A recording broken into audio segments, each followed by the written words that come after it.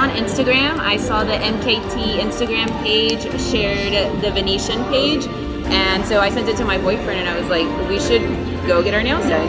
And so that's how we ended up here.